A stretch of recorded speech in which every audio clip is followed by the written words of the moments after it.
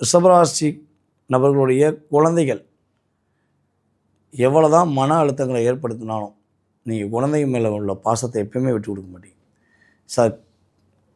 நீங்கள் பொதுவாகவே ஒரு மனசில் ஒரு வலி உங்களுக்கு இருக்கும். கூட பிறந்தவங்க தான் என்னை புரிஞ்சுக்கலன்னு சொல்லி வருத்தப்படுறேன். என்னை கட்டின என்னுடைய மனைவி தான் என்னை புரிஞ்சுக்கலன்னு வருத்தப்படுறேன். என்னை கட்டின கணவர் தான் என்னை புரிஞ்சுக்கலன்னு சொல்லி நான் தினம் நொந்து நூலாகியிருக்கேன் சார். நான் பெற்ற குழந்தைகளுமே இப்படி மாறும் நான் நினச்சி கூட பார்க்கல. நான் எவ்வளவோ குழந்தைகள் மேலே அக்கறை காட்டுறேன், என்னை கொஞ்சம் கூட புரிஞ்சுக்கிறாம நீ என்ன பண்ணேன்னு கேட்டாங்க அப்படின்னு நினைக்கக்கூடிய மன வலியோடு நீங்கள் இருக்கீங்கன்னா அந்த மன வலி வேதனை எல்லாமே சரியாயிடும். பொதுவாகவே உங்களோட லைஃப்லேயே ஒரு பெரிய டேர்னிங் இந்த குரு பயிற்சிக்கு அப்புறம் நடக்க போகுது. நீங்கள் உங்களுக்காக வாழக்கூடிய ஒரு அற்புதமான தருணம். உங்கள் கூட அன்பு காட்டி வாழ வேண்டிய சூழ்நிலை அவங்களுக்கே மனசுக்குள்ளே ஏற்படும். அவங்க உங்களை தேடி வருவாங்க.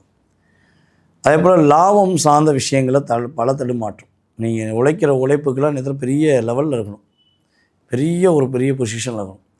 ஆனால் உங்களுக்கு அந்த நிலை வரமாட்டேங்க. ஏன்னா உழைக்கிறது ஒரு பக்கம் இருந்தாலும் வேறு பக்கம் கொடுத்துக்கிட்டே இருக்கீங்க. அப்போ சேமிப்பு கிடைக்குமா, சேமிப்பு வைக்கலாமா அந்த காலகட்டம்னா உறுதியாக நீங்கள் சேமித்து உங்களுக்கான எதிர்காலத்துக்கான திட்டத்தை தீட்டுவதற்கான ஒரு அற்புதமான சூழ்நிலைகளை குரு பகவான் கொடுக்க போகிறார். உங்களுக்கு இந்த குரு பயிற்சி காலங்களில் என்ன வழிபாடு சூப்பராக இருக்கும் அப்படின்னா பத்திரகாளி அம்மனை பிடிச்சிக்கோங்க.